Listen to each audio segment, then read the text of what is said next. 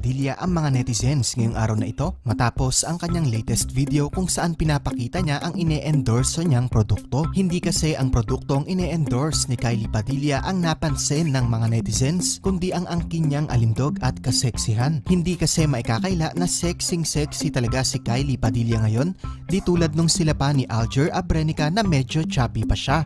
Panoorin natin ang video.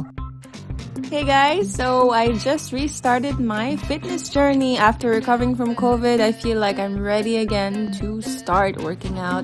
And syempre, I need a little help with my Slim Firm apple cider vinegar gummies.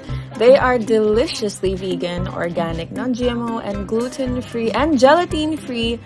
And they are so yummy. They also help with my appetite. They make my skin glow, and I usually drink them in the night before I sleep or before I work out because, you know, they help with my urge to binge eat when I feel emotional.